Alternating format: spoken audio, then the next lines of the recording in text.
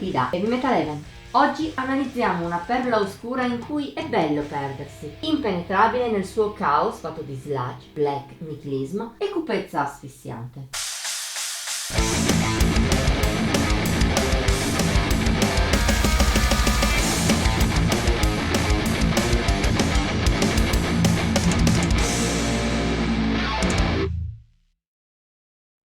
Spesso quando in una recensione diciamo che il disco in esame tende a perdersi, è quasi sempre una critica. Ciò che intendiamo di solito con questa locuzione è che nell'album si fa fatica a trovare un bandolo, spesso a causa della scarsità di brani che spicchino o di ripetitività.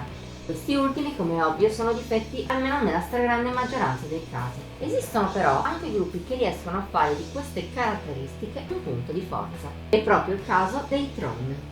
Gruppo nato in provincia di Parma nel 2012, all'inizio suonava un misto già piuttosto graffiante di stoner, southern e sludge metal. Presto l'ultimo genere ha preso il sopravvento e il gruppo è scivolato ancora di più verso l'estremo. Una tendenza culminata nel recente terzo album Ossarium.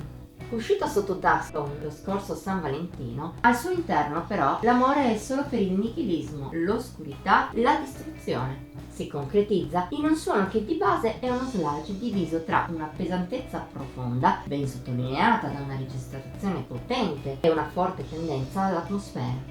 In questo è aiutato da una componente black non secondaria che rende la musica dei Throne più grezza e sporca, oltre a crearle attorno un'atmosfera soffocante, nera come la notte. Un connubio che il gruppo emiliano sa gestire bene. Ottimi anche gli elementi secondari, come qualche incursione nel post-metal, a tratti melodica ma mai ricercata come nell'incarnazione moderna del genere, anzi, spesso angosciante.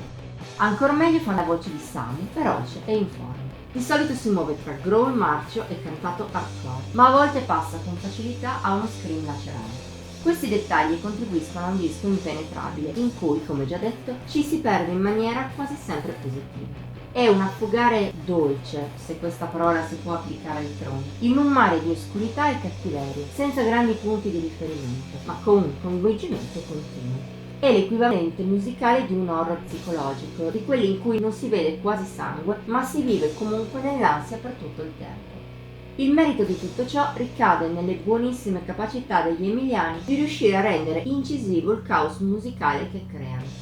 Un caos musicale in cui peraltro non è neppure vero che non ci sia nulla che spicca. Qualche pezzo riesce comunque a elevarsi dalla massa, per esempio Blind Agony. È una progressione plumbea, angosciosa, opprimente nel suo avanzare lento ma inesorabile, piena di piccole venature molto gustose, come per esempio lievi influssi post-metal.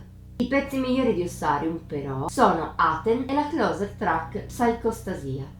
La prima inizia all'attacco per poi svilupparsi come un lento, agonizzante affresco sludge piena di dissonanze, guidato dalle urla a tratti persino dolorose di Sam e soprattutto dalla pesantezza assoluta dei riff. La seconda invece è divisa a metà tra momenti angosciosi, melodici, con più influenze black e post-metal della media, e altri che sono veri innocenti.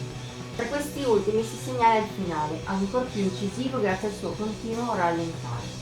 Insieme all'altra dominano una scaletta che mantiene una certa omogeneità nei contenuti, ma anche nella qualità, elevata lungo tutti i 3/4 d'ora scarsi del disco, e in cui comunque ogni pezzo mostra punti apprezzabili che lo distinguono, seppur escono fuori solo dopo moltissimi ascolti. C'è da dire a questo punto che Ossarium non è un album per tutti.